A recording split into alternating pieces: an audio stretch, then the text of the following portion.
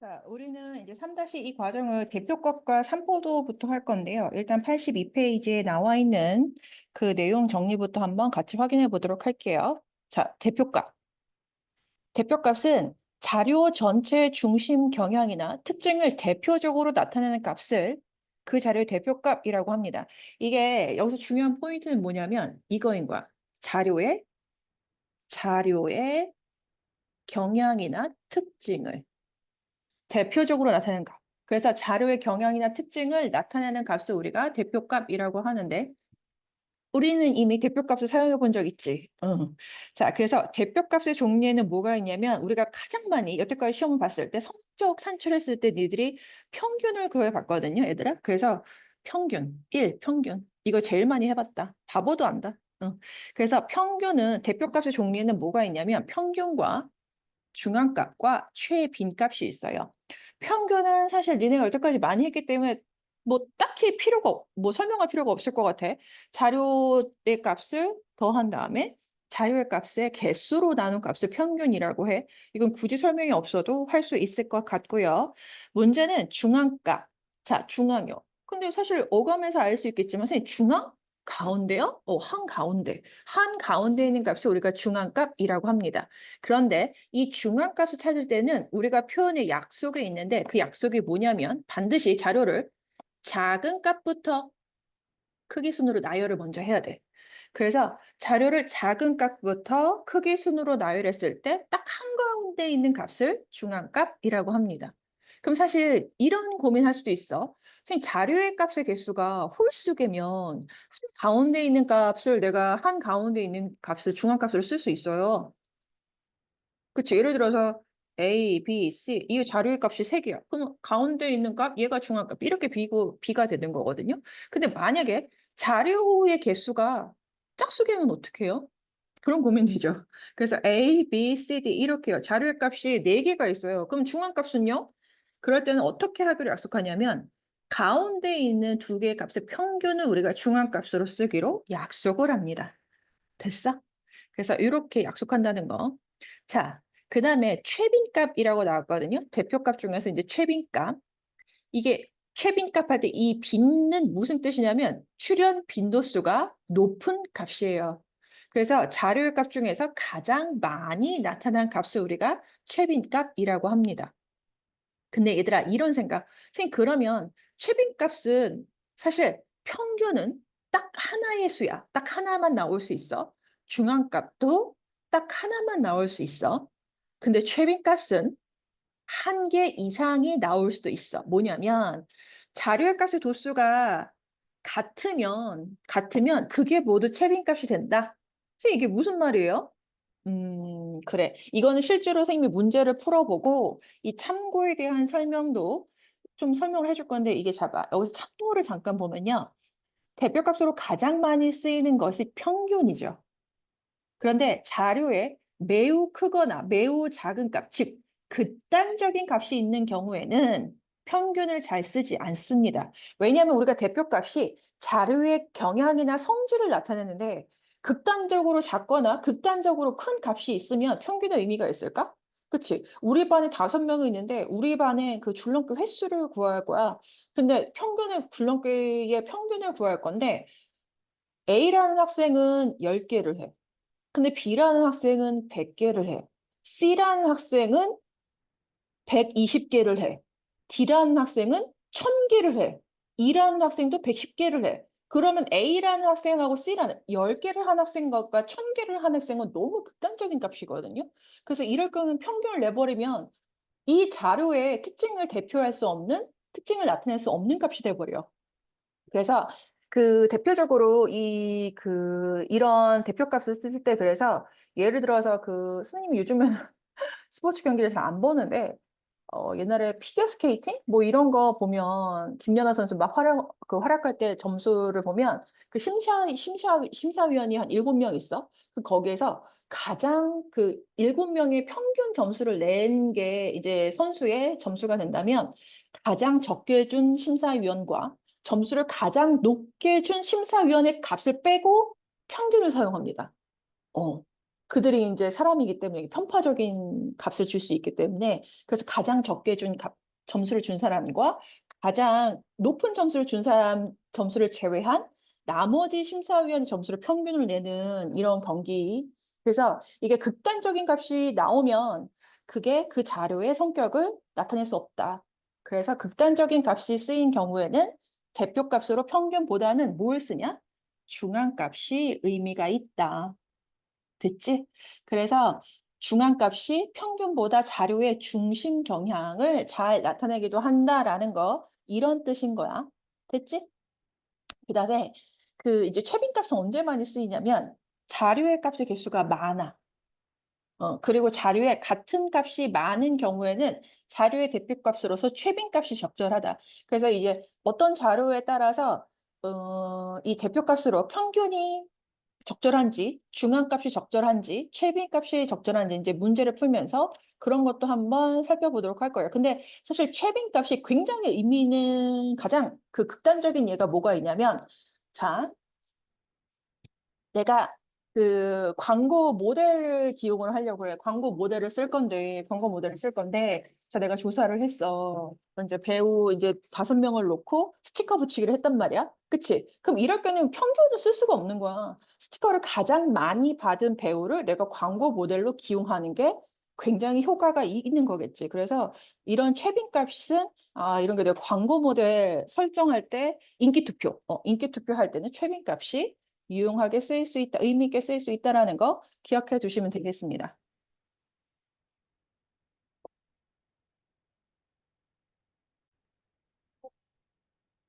자, 이거 개념 확인은 니들이 풀어. 나는 필수 예제부터 한번 풀어보도록 할게요. 오른쪽 줄기와 이 그림은 우주내반 학생 10명이 통학하는 데 걸리는 시간을 조사해서 그린 것이다. 이 자료의 평균, 중앙값, 최빈값을 각각 구하라 그랬는데요. 그 평균 구할 때 말이죠. 이게 더럽게 귀찮다는 생각은 들 거야. 평균 구할 때 봐봐 여기 이렇게 0 대시 5는 5분이다라고 했거든요. 그럼 이 줄기가 0이고 2패 5, 6 이렇게 돼 있지. 그러면 한 명은 통화 시간이 5분이고 또 다른 한 명은 통화 시간이 6분이다라는 소리야. 그 다음에 여기 0은 줄기가 1이니 이 0에 해당하는 학생은 통학 시간이 10분이다라는 소리예요. 그 옆에 3이라는 학생은 통학 시간이 13분이라는 소리인데 2명 있으니까 곱하기 2 할게요. 그리고 7은 통학 시간이 17분인 학생이 되는 거고 그 다음에 이 마찬가지 1 얘는 줄기가 2지 그래서 이 학생은 통학 시간이 21분 그렇게 해서 이거 선생님 다 더합니까? 네, 네 더해서 쭉 무엇으로 나눠야 돼? 10으로 나눠야 돼요. 선생님 여러분들이 하세요. 그 평균에서 나중에 쭉쭉쭉 단위 쓸 때는 분이라고 꼭 단위를 마지막에 달아주셔야 됩니다. 자, 그 다음에 나는 중앙값. 나는 이렇게 건너뛰지만 니들은 산수를 해야 된다는 거. 동영상 잠시 멈추시고 산수해서 답 쓰세요. 자, 중앙값은 이 자료의 값을 작은 것부터 크기 순으로 나열해야 된다라고 했는데요. 다행히 이 줄기하고 이 그림은요. 크기 순으로 나열되어 있는 거야. 5분이 제일 작은 애. 6분이 그 다음. 그리고 이 마지막에 있는 8이요. 실제로는 통학 시간이 28분이라는 소리인데요. 이렇게 이런 흐름으로 작은 것부터 크기 순으로 나열되어 있는 거다라는 걸 알 수 있겠죠. 자, 근데 문제는 뭐냐면 10개예요. 10개야. 그럼 짝수개네. 자료의 개수가 짝수개거든. 그럼 이럴 때 중앙값 내가 어떻게 구한다 그랬어? 네. 양 끝에서 작은 것부터 4개 제외. 하나, 둘, 셋, 4개 제외. 큰 거에서 하나, 둘, 셋, 4개 제외. 그러면 여기 3하고 7이 있죠? 얘가 2개의 평균을 구하면 돼. 근데 조심할 건 얘가 3하고 7이 아니고 13하고 17이다. 그래서 2개의 자료의 평균을 구하면 된다. 30인 것 같네요. 30 나누기 2 하니까 15. 그래서 중앙값도 역시 단위 붙여서 15분 이렇게 나타내시면 되겠습니다. 그 다음에 최빈값이요. 최빈값은 출현 빈도수가 가장 높은 것. 가장 많이 나타난 자료의 값. 여기서 최빈값 아까 2개 내가 곱하기 2 한 거 이것뿐이 없었죠. 13. 그래서 최빈값은 13분이다. 여기도 역시 단위가 붙어야 된다는 거 기억하시겠습니다.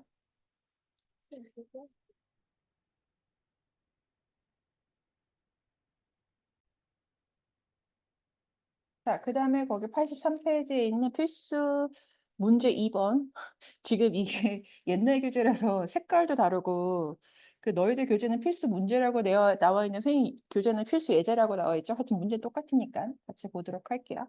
다음 표는 학생 5명의 몸무게를 조사해 나타낸 건데, 몸무게 평균이 49kg일 때 학생 B의 몸무게를 구하세요. 그랬으면 학생 B의 몸무게를 X 이렇게 넣으면 되겠지? 그래서 평균이 39 더하기 X, 52 더하기 46 더하기 65 나누기 5 한 게 학생이 5명이니까 차례 개수로 나눈 평균이 49다. 이렇게요. 그리고 산수할 때 39 더하기 52 하면 91 하나만 해줄게. 이거 137, 65. 근데 내가 산수 맞게 하는지 항상 의심의 눈초리로 봐야 돼. 그래서 202 더하기 x. 5는 어떻게 없앴어? 49 곱하기 5. 양변에 5를 곱했다라고 생각하면 되겠죠? 그래서 x는 49 곱하기 5 하면 245 빼기 202 해서 얘의 값은 33이다. 이렇게요. 됐죠? 자, 그 다음에 유제 4번은 최빈값이 4다라고 했을 때 말이죠. 지금 나와 있는 자료가 1, 2, 4, 8, A 몰름 5. 근데 A를 제외한 나머지 하나, 둘, 셋, 넷, 5개 별량이 이거 자료 값이 다 다르거든요. 근데 최빈값, 가장 출현 빈도수가 높은 게 4다라는 말은 A가 4다라는 소리예요. 그치? 그래서 하나 조심할 건 중앙값을 구할 때는 평균이나 최빈값 상관없어. 중앙값을 구할 때는 자료를 작은 것부터 자료의 값이 작은 것부터 차례대로 나열해야 된다. 그래서 1, 2, 4 두 개, 5, 8 이렇게 되겠죠. 그래서 지금 자료의 개수가 총 6개이니 양쪽에서 2개 제외하면 가운데 있는 2개 자료의 평균을 쓰면 된다. 근데 같으니까 이때 중앙값이 4 되겠죠. 그 다음 밑에 있는 필수 문제 3번 한번 보도록 할게요. 다음 자료는 연운의 반 학생 10명이 일주일 동안 가족과 대화한 시간이래요. 이 자료의 평균, 중앙값을 각각 구하고 이 자료의 대표값으로 적정한 것을 말하라 그랬는데요. 그 일단 평균하고 중앙값 구하라고 시켰으니까 일단 하긴 해야 되겠지. 그래서 식은 더럽게 쓰기 귀찮고요.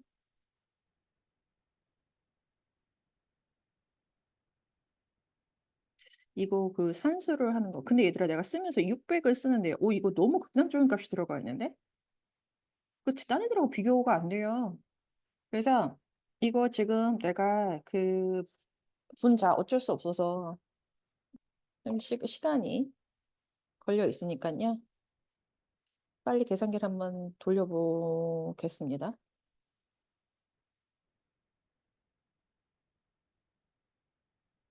머릿속 계산기를 돌린다고 생각해 주세요.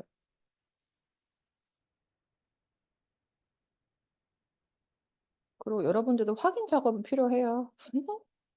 자, 1003 이렇게 나오거든요. 그래서 이거 134. 지금 단위는 분이라고 나왔으니까 평균 써준 다음에 평균 구한 다음에 붙여주셔야 되거든요. 자, 내가 평균 이렇게 구했다? 그리고 중앙값은 자료를 크기 순으로 작은 것부터 차례대로 나열해야 되거든요. 그러면 가장 작은 게 지금 65인 것 같네요. 지워 쓰고 그 다음에 작은 값은 70? 그 다음 남은 것 중에 작은 것 73? 그 다음 남은 것 중에 작은 것 75. 그래서 이거 하나씩 지워가면 작은 거 찾기 쉽다. 그 다음에 남은 것 중에 작은 거 80. 그 다음은 90, 92, 95, 100, 600 이렇게요. 됐지? 그러면 자료가 10개니까요. 여기서 중앙값은 하나, 둘, 셋, 4개. 하나, 둘, 셋, 4개. 가운데 있는 2개 자료의 평균을 구하면 되겠죠?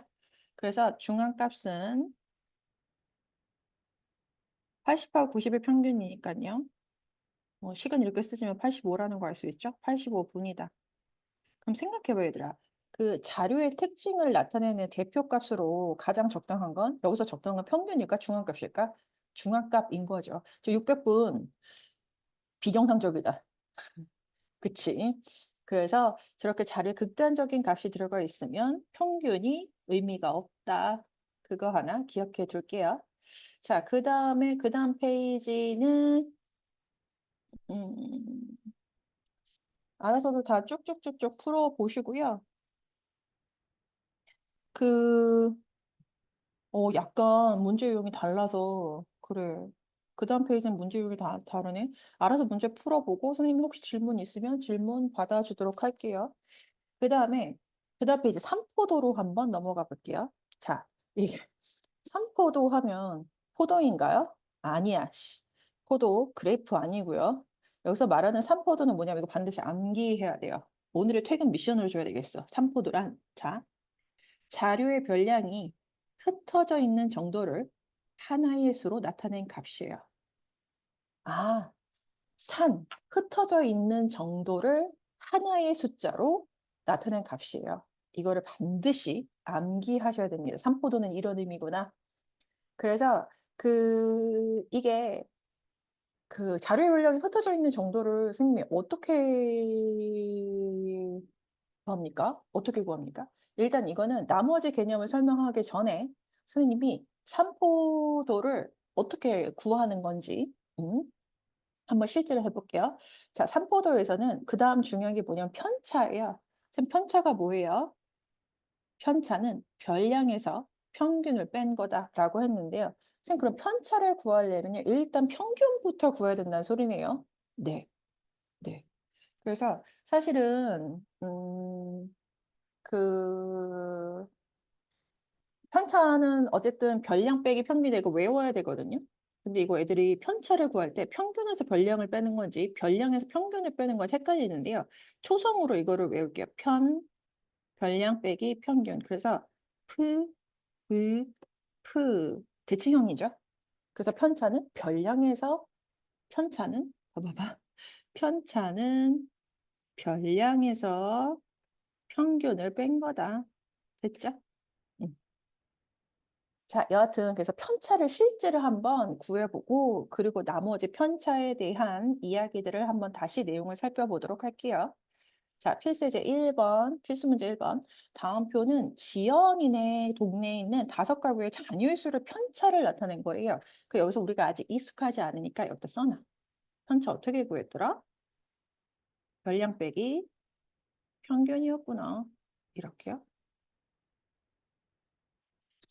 자, 이거 단박에 x값을 구하래? 아, 이런 문제부터 나오면 안 되는데? 편차를 구하는, 그래. 그 개념 확인부터 한번 볼게요. 다음 자료의 평균과 각 별량의 편차를 구하라 그랬는데 개념 확인부터 풀어볼게. 자, 평균은 12 더하기 14 더하기 15 더하기 13 더하기 11. 자료가 5개니까 5로 나누면 되거든요. 이 정도는 계산할 수 있다. 26, 41, 54, 65 이렇게 해서 평균이 13 이렇게 나왔네요. 이 자료에 단위가 없으니까 평균에서도 단위는 없어도 돼. 어쨌든 평균이 13이야. 그리고 각 별량의 편차를 각각 구하시오. 그랬거든요, 얘들아. 그러면 잘 봐. 편차는 내가 여기서 별량에서 평균을 뺀 거다. 이 별량이 뭐예요? 그냥 이거 자료 값 하나하나를 별량이다 라고 한다 생각하시면 돼요. 그래서 편차를 쭉 쓰면 편차는 별량에서 12에서 평균을 뺀 거다. 그럼 12 빼기 13이니까 마이너스 1. 별량 14에서 평균 13을 뺀다. 1. 15에서 13을 뺀다. 2. 13에서 별량에서 평균 13 뺀다. 0. 11에서 13 별량 뺀다. 마이너스 2 이렇게요. 사실은 여기서 얘들아 잘 봐. 각 별량의 편차를 다 각각 구했거든요. 이 편차 나온 거 다 더해봐. 얼마 나와? 어, 이거 지금 0 나오죠?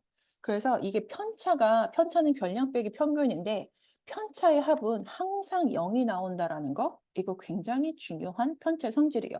근데 이게 실제로 사실은 선생님이 여기서 예를 들어서 이렇게 했는데요. 사실 얘를 선생님이 증명을 할 수가 있거든요. 어떻게 증명을 할 수가 있냐면 잡아. ABC라는 자료가 있었어요. ABC에 내가 평균을 M이라고 한번 해볼게요.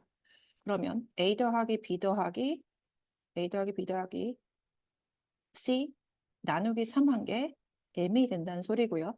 이 두 줄짜리 식을 한 줄짜리로 정리하면 a 더하기 b 더하기 c는 3m이 된다라는 소리거든요. 그러면 내가 각 자료, 여기서 a, b, c가 각 자료가 되는 거야. 편차의 합을 구해볼게요. 자, 편차는 어떻게 구한다 그랬어? 별량 a에서 평균을 뺀다. 그리고 b라는 별량에서 평균을 뺀다. c라는 별량에서 평균을 뺀다. 이거를 쭉 다 더한 거예요. 그러면 이거 a 더하기 b 더하기 c 이렇게 쓸 수 있고 마이너스 3m인데 지금 위에서 내가 a 더하기 b 더하기 c는 3m이다 라고 했거든요. 그럼 이거 a 더하기 b 더하기 c가 3m이니 이렇게 돼요. 이건 그래서 편차는 별량에서 평균을 구한다. 이렇게 편차가 구해지기 때문에 편차의 합은 항상 0이 될 수밖에 없다는 소리야. 됐어? 그래서 편차의 성질을 한번 마저 보고 가도록 해볼게요. 여기 2번. 별량이 평균보다 크면 당연히 그 편차는 양수고 별량이 평균보다 작으면 당연히 그 편차는 음수가 되겠죠. 그래서 잘 봐. 편차에 여기서 중요한 게 있어. 편차가 클수록 그 별량은 평균에 멀리 떨어져 있다가 아니고 편차의 절대값이 클수록이야. 왜냐면 편차는 음수가 나올 수도 있고 양수 나올 수 있잖아. 그래서 거리, 그 평균과의 거리를 재려면 편차의 절대값이 클수록 평균과 거리가 멀다. 그 절대값이 편차의 절대값이 작을수록 절대값이어야 되는 거야. 그 별량은 평균에 가까이 있다. 라고 쓴다는 거. 됐지? 그리고 이제 편차 같은 경우는 단위도 꼭 써야 된다는 거 하나 기억해 둘게요. 그래서 거기 나와 있는 필수 문제 1번. 지연이 동네에 있는 5가구의 자녀의 수를 편차를 나타낸 거다라고 했는데요. 지금 편차가 나와 있어. 엑셀값을 구하래. 이건 편차의 성질을 알아야지만이 풀 수 있는 거지. 뭐? 편차의 총합은 뭐다? 0이 돼야 된다. 그래서 1 플러스 x가 0 될 거니까 x는 마이너스 1 이렇게요. 자, 5가구의 자녀 수의 평균이 2명일 때 B가구의 자녀 수를 구하라 그랬는데요. 사실 여기서 별량을 구하라는 소리거든요. 그러면 잡아. 내가 그랬지. 편차는 별량 빼기 평균이다. 이거 기억 안 나면 보고서라도 써놔야 되더라. 그러니까 여기서 지금 B 가구의 편차가 마이너스 1이다라고 했고 여기서 가구의 자녀수가 별량이 되는 거죠. 평균 2다. 그래서 B 가구의 자녀수는 몇 명이다? 1명이다. 이렇게 됐죠. 음. 그 다음에 페이지를 넘겨보면 이제 분산과 표준편차라는 게 나와 있거든요. 선생님 분산은 뭐고 표준편차가 뭐예요? 일단 분산을 한번 구해보고 표준편차를 한번 구해보고 난 다음에 이게 무슨 의미인지에 대해서 한번 생각해 보도록 할게요. 자, 분산이란 일단 뭐냐면 편차의 제곱의 합을 별량의 개수 나눈 값이에요. 즉 편차의 제곱의 평균이다. 사실 선생님 분산 저는 이거 외우기 힘들 것 같아요. 분산 여기 나와 있는 문제만 쭉 풀어도 분산 어떻게 구하는지는 자동 발사적으로 뼈에 새겨지게 될 겁니다. 자, 그래서 분산은 일단 편차의 제곱의 합, 즉 편차를 먼저 구해야 된다는 소리야. 그러면 선생님 편차는 별량에서 평균을 뺀 거니까 일단은 평균을 구해야 돼요. 그래서 개념 확인부터 한번 보면 1, 제1단계 평균 구하는 거야. 그래서 평균은 이렇게요. 자료의 개수가 5개니까 5로 나누어 보도록 하겠습니다. 그러면 80 되니까 16. 단위 없으니까 자료에 단위가 없으니까 그냥 평균 16이라고 한번 해볼게요. 그 다음에 사실 잘 봐. 이게 그 편차의 제곱의 합을 구하라고 했는데요. 분산을 막바로 구해볼게요. 분산을 막바로 구할 건데 식을 어떻게 쓸 거냐면 잘 봐. 차분히 쓸 거야. 편차는 별량에서 평균을 뺀 거라 그랬어. 그 15에서 16 뺀 거 마이너스 1의 제곱 이렇게요. 17에서 16 뺀 거 1의 제곱 거의 걸을 필요 없네요. 그 다음에 14에서 16 뺀 거 마이너스 2의 제곱 16에서 16 뺀 거 0이지만 써줄게요. 그 18에서 16 뺀 거 2의 제곱 그래서 편차의 제곱 평균이니까 다시 자료의 개수 5로 나눠줘야 되거든요. 그럼 분자 계산하면 1 더하기 1, 2, 6, 10 이렇게 되네요. 그래서 분산은 2가 됩니다. 선생님, 그 다음에 표준 편차는 뭐예요? 여기 잠깐만 보면 표준 편차는 뭐냐면 분산의 음이 아닌 제곱근 그랬거든요. 음이 아닌 제곱근. 네. 양의 제곱근이라고 표현하지 않는 거는 뭐냐면 그 0 때문에 그렇거든요. 분산이 0이 나올 수도 있으니까. 어쨌든 그래서 음이 아닌 제곱근이라고 표현한다. 그래서 표준 편차는 분산에다가 그냥 근호를 씌우면 돼. 그래서 표준 편차는 글씨 너무 날아가는데? 표준 편차는 분산에다가 근호 제곱근 이렇게요. 씌우면 된다. 이렇게 구해요. 그래서 사실 여기서 내가 선생님 분산을 구하고 표준 편차를 구했잖아요. 그 밑에 있는 그 필수 문제 한번 풀어보고 그리고 이야기를 한번 마무리 짓도록 할게요. 아래 자료는 학윤이네. 이거 문제가 다르네. 책에 나와 있는 거 다르네. 뭐 내가 풀어주려고 했는데 여러분들이 구해야 되겠다. 이거 일단 여러분들의 뭐 문제 책의 문제에서는요. 하연이의 6회 걸친 턱걸이의 횟수의 편차를 구한 거다라고 했을 때 지금 편차가 조사가 돼서 나와 있거든요. 그치. 그러면 이건 편차 곱의 x의 값을 구하기 위해서 편차의 합은 0이다라는 거 쓰시면 되겠어요. 그래서 1번은 마이너스 2 더하기 3 더하기 x 마이너스 3 더하기 0 더하기 1 이거 쭉 더한 게 0이 된다 해서 x의 값을 구한 다음에 분산 구하시면 되겠어요. 됐죠? 이거 아직 분산하고 표준 편차를 구하는 방법을 외우지 못했으니까 보면서 쓸 거야. 됐지? 자, 근데 이런 거야. 선생님, 분산을 구할 때 말이죠. 어쨌든 내가 분산 구해서 하나의 숫자, 분산이 아까 그 개념 확인 보면 2라는 숫자로 나왔고요. 표준 편차가 루트 2 이렇게 나오거든요, 얘들아. 근데 생각해봐. 선생님, 왜 분산이요? 왜 편차의 합이 아니고 편차의 제곱의 합을 구했을까?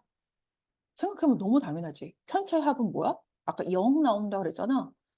뭐 편차의 평균은 구해서 무엇하나? 편차의 합이 0인데. 그치? 그래서 편차의 제곱의 합의 평균을 구하는 거야. 편차의 제곱의 평균. 그러면 이게 대충 편차가 별량과의 거리를 의미해. 사실 편차는 음수가 나올 수도 있고 양수가 나올 수도 있거든요. 그럼 제곱하면 모두 양수가 되잖아. 그래서 대략적으로 편차가 별량과 평균 사이에 약간 거리를 나타내는 숫자구나. 그렇게 해요. 그럼 그랬을 때 이 제곱의 평균을 구하면 이게 어떤 자료의 값들이 아까 내가 그 삼포도의 정의를 다시 한번 여기다 올려줄 건데요. 자료의 별량이 흩어져 있는 정도를 하나의 수로 나타낼 수 있는 거구나, 이게요. 그래서 내가 아까 삼포도 외워야 된다라고 했는데 여기서 삼포도를 나타내는 게 뭐냐면 편차는 삼포도가 아니야. 삼포도를 구하기 위한 중간 과정일 뿐이야. 그래서 여기서 우리가 총 배운 것 중에 삼포도에 해당하는 건 분산과 표준 편차예요. 근데 선생님 분산만 구하면 되지 왜 의미 아닌 제곱근인 표준 편차를 구합니까? 그 편차의 제곱의 합을 구하다 보니 제곱의 평균을 구하다 보니 숫자가 좀 커질 수 있잖아. 그러면 거기다가 그 루트를 씌워서 의미 아닌 제곱근을 생각해서 숫자를 조금 줄여서 생각한다. 그 정도 의미라고 생각하시면 돼요. 사실은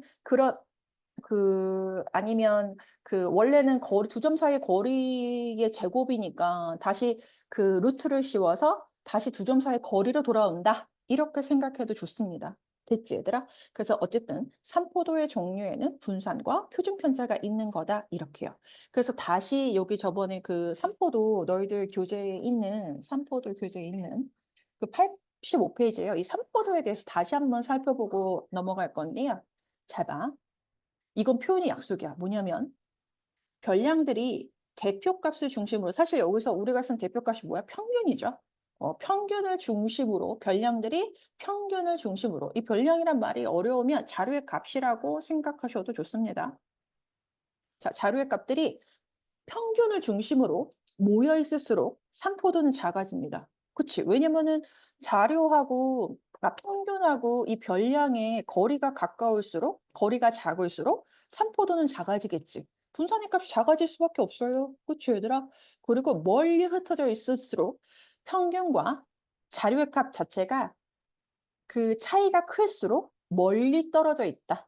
그러니 편차가 커질 수밖에 없지. 편차의 절대값이 커질 수밖에 없는 거야. 그래서 멀리 흩어져 있을수록 산포도는 커지게 됩니다. 그래서 우리가 그 표현 중에요. 표현 중에 그 자료가 분포 상태가 고르다라는 거를 쓰거든요. 어떤 상태냐면 이제 다시 개념편 거기 86페이지 분산과 표준편차를 한번 오와 볼게요. 약속이야. 자, 자료의 분산이나 표준 편차가 작을수록 자료의 분포 상태가 고르다라는 표현을 씁니다. 아하. 그래서 산포도, 자료의 분산 또는 표준 편차다라고 했죠. 그래서 산포도가 이거를 대체할 수 있는 말이 산포도인 거야. 분산 또는 표준 편차, 산포도가 작을수록 자료의 분포 상태가 우리가 고르다라고 표현한다는 거. 골고루 모든 점수가 있는 게 아니고 산포도가 작을수록 자료의 분포 상태가 고르다라는 표현을 쓴다는 거 하나 기억하세요. 그다음에 여기 잠깐 주의를 볼 건데요. 이건 이제 학교 시험에서보다는 이제 수행평가에서 많이 쓰이겠지? 표준 편차는 주어진 자료와 같은 단위를 쓰는데 분산은 단위를 쓰지 않아. 분산 단위 왜 안 쓸 것 같아? 제곱에 제곱이 들어가니까요. 그치. 그래서 제곱이 들어가기 때문에 분산에서는 단위를 쓰지 않는다라는 거 하나 기억해 둘게요. 그래서 그 우리가 자료의 분포 상태가 고르다라는 표현을 한번 그 연습하기 위해서 거기 그 페이지 지금 선생님이 유제 4번이라고 띄워놨는데 여러분들은 거기 2-2번으로 되어 있을 거예요. 다음 편 두 학생 A, B가 5회의 수행평가에서 받은 점수를 조사해 나타낸 건데요. 두 학생 A, B가 받은 점수의 표준 편차를 구하고 점수가 더 고르게 나타낸 학생은 누구인지 구하라 그랬어. 사실은 표준 편차를 구하라는 말이 없었어도 점수가 더 고르게 나타낸 학생은 누구인지 말하라 그러면 분산 또는 표준 편차를 구했어야 되는 거야. 그치? 그래서 이거 되게 귀찮다. 분산을 구하기 위해서 이제 이 단어는 그 인내심이 좀 필요한데요. 학생 A의 평균부터 구할게요.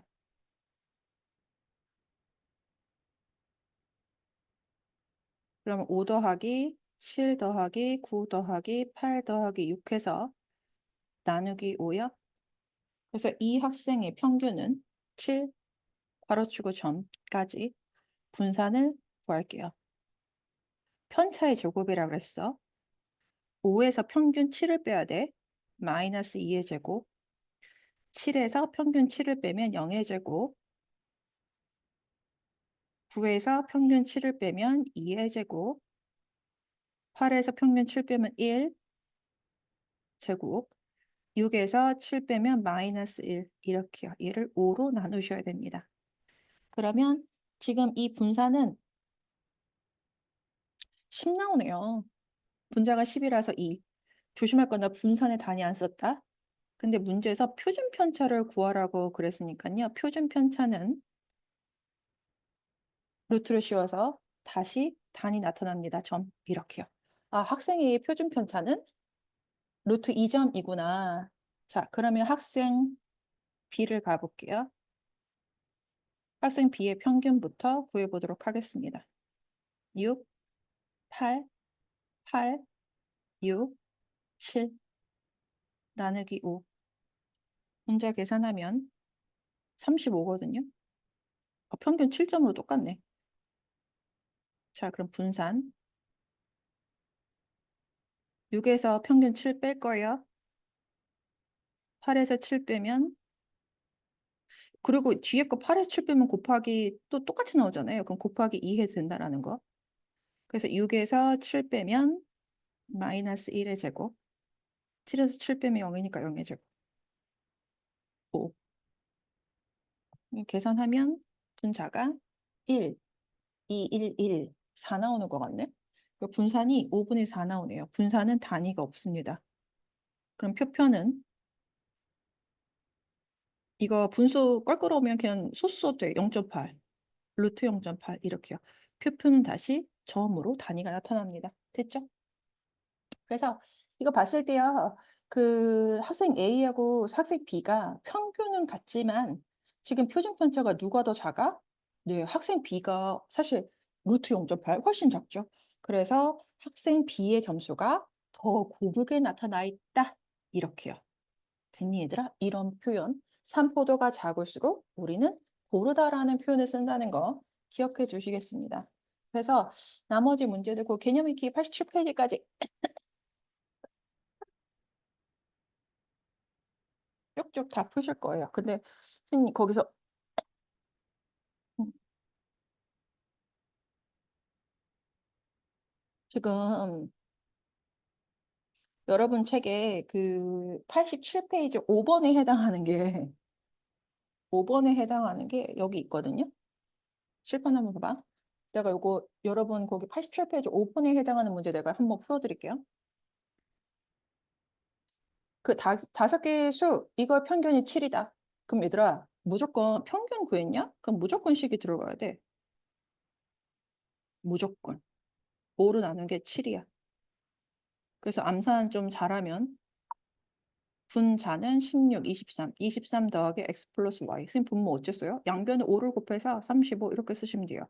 그래서 여기 얻어낼 수 있는 게 x 플러스 y는 35에서 23 빼니까 12 이렇게 되나요? 근데 얘들아 잘 봐.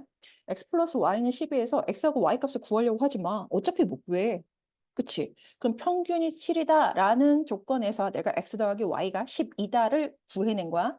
자, 그 다음에 분산이 3.8이다 그랬는데 분산 어떻게 구해? 편차의 제곱의 평균이거든요. 그럼 편차는 별량 6에서 평균을 빼는 거다. 마이너스 1의 제곱, 10에서 7 빼니까 3의 제곱, 그리고 x 빼기 7의 제곱, y 빼기 7의 제곱. 그래서 7에서 7 빼면 0이지만 써줄게요. 그거 나누기 5 한 개, 분산 3.8이다. 그래서 지금 분자는 계산하면 1의 제곱, 3의 제곱, 10 나오고요. 그 다음에 이거 전개하면 된다라고 생각하실 거예요. 전개하시면 돼요. 근데 전개할 때 얘들아 잘 봐. x제곱 플러스 비슷한 형태끼리 모을게요. 마이너스 14x 마이너스 14y니 마이너스 14로 분배하겠습니다. 그리고 77에 49 곱하기 2 이렇게 되겠죠. 49 더하기 49. 그래서 5를 3.8에 곱한 결과 3, 15, 19 이렇게 되겠네요. 그래서 여기다가 뭐 하면 되냐면 x 플러스 y 대신에 이 자리에다가 12를 쳐놓으시면 돼요. 그래서 그 밑에도 좀 침범하면 14 곱하기 12는 귀요미였으면 좋겠지만 아니야. 168이네요. 그래서 10 더하기 x제곱 플러스 y제곱 마이너스 168 더하기 98은 19다. 이렇게요. 그래서 x제곱 플러스 y제곱의 값을 2항에서 정리하면 되겠죠. 이거 계산하면 마이너스 70, 10하고 계산하니까 마이너스 60, 이항하면 플러스 60 이렇게 들어오네요. 그래서 x제곱 플러스 y제곱의 값은 뭐야? 나 산수 틀렸나? x제곱 플러스 y제곱의 값은 70, 내가 산수를 뭐 잘못한 것 같은데요. 잠깐만. 어디서 잘못했는지는 잡아, 네, 여러분들께서 잡아내셔야 될 것 같은데요.